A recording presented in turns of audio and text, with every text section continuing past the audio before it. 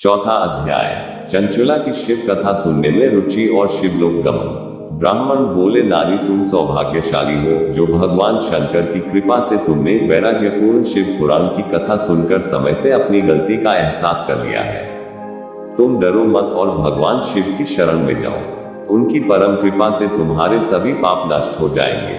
मैं तुम्हें भगवान शिव की कथा सहित वह मार्ग बताऊंगा जिसके द्वारा तुम्हें सुख देने वाली उत्तम गति प्राप्त होगी।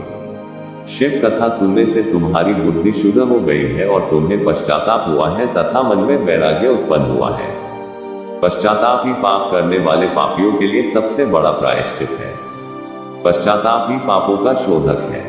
इससे ही पापों की शुद्धि होती है। सत्पुरुषों के अनुसार पापों की शुद्धि के लिए प्रायश्चित पश्चाताप से ही संपन्न होता है। जो मनुष्य अपने कुकर्म के लिए पश्चाताप नहीं करता वह उत्तम गति प्राप्त नहीं करता, परंतु जिसे अपने कुकृत्य पर हार्दिक पश्चाताप होता है वह अवश्य उत्तम गति का भागीदार होता है। इसमें कोई शक नहीं है।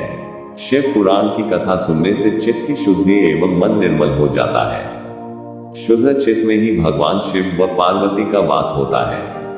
वह शुद्धात्मा पुरुष सदाशिव के पद को प्राप्त होता है। इस कथा का श्रवण सभी मनुष्यों के लिए कल्याणकारी है, अतः इसकी आराधना व सेवा करनी चाहिए। यह कथा भवबंधन रूपी रोग का नाश करने वाली है।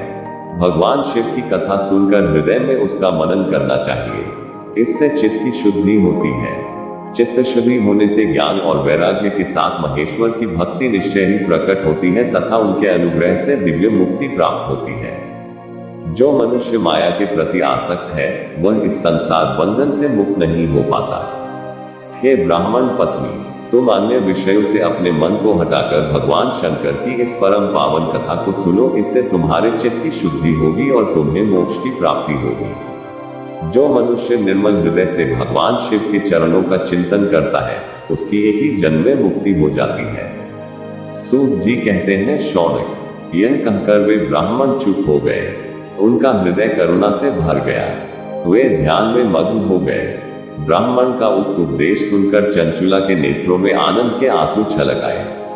वह हर्ष भरे हृदय से ब्राह्मण देवता के चरणों में गिर गई और हाथ जोड़कर बोली, मैं कृतार्थ हो गई। हे ब्राह्मण, शिव भक्तों में श्रेष्ठ स्वामिन, आप धन्य हैं। आप परमार्थदर्शी हैं और सदा परोपकार में लगे रहते हैं। साधो, मैं नरक के समुद्र में गिर रही हूँ, कृपा कर मेरा उद्धार कीजिए। जिस पौराणिक व अमृत के समान सुंदर शिव पुराण कथा की बात आपने की है उसे सुनकर ही मेरे मन में वैराग्य उत्पन्न हुआ है। उस अमृतमय शिव पुराण कथा को सुनने के लिए मेरे मन में बड़ी श्रद्धा हो रही है। कृपया आप मुझे उसे सुनाइए। सूत जी कहते हैं, शिव पुराण की कथा सुनने की इच्छा मन में लिए हुए चंचुला उन ब्राह्मण देवता की सेवा में वहीं रहने लगी।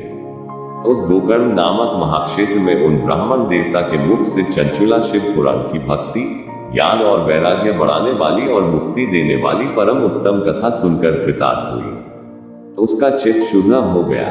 वह अपने हृदय में शिव के सगुण रूप का चिंतन करने लगी। वह सदैव शिव के सच्चिदानंदमय स्वरूप का स्मरण करती थी। तत्पश्चात अपना समय पूर्ण होने पर चंचुला ने बिना किसी कष्ट के अपना शरीर त्याग दिया। उसे लेने के लिए एक दिव्य विमान वहां पहुंचा। यह विमान शोभा साधनों से सजा था एवं शिव गणों से सुशोभित था। चंचुला विमान से शिवपुरी पहुंची। उसके सारे पाप भूल गए।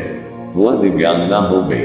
वह गौरांगी देवी मस्तक पर अर्धचंद्र का मुकुट व अन्य दिव्य आभूषण पहने शिवपुरी पहुंची। वहां उसने सनातन देवता त्रिनेत्रधारी महादेव शिव को देखा। सभी देवता उनकी सेवा में भक्तिभाव से उपस्थित थे। उनकी अंग कांति करोड़ों सूर्यों के समान प्रकाशित हो रही थी। 5 मुख और हर मुख में 3-3 नेत्र थे। मस्तक पर अर्धचंद्राकार मुकुट शोभायमान हो रहा था। कंठ में नील चिन्ह था। उनके साथ में देवी गौरी विराजमान थी जो विद्युत पुंज के समान प्रकाशित हो रही थी। महादेव जी की कांति कपूर के समान गौर थी। उनके शरीर पर श्वेत वस्त्र थे तथा शरीर श्वेत भस्म से युक्त था। इस प्रकार भगवान शिव के परम उज्ज्वल रूप के दर्शन कर चंचुला बहुत प्रसन्न हुई। उसने भगवान को बारंबार प्रणाम किया और हाथ जोड़कर प्रेम, आनंद और संतोष से युक्त हो विनीत भाव से खड़ी हो गई। उसके नेत्रों से आनंद आंसुओं की धारा बहने लगी। भगवान शंकर व भगवती गौरी उमा ने करुणा के साथ सौम्य दृष्टि से देखकर चंचला को अपने पास बुलाया। गौरी उमा ने उसे प्रेमपूर्वक अपनी सखी बना लिया। चंचला सुखपूर्वक भगवान शिव के धाम में उमा देवी की सखी के रूप में निवास करने लगी।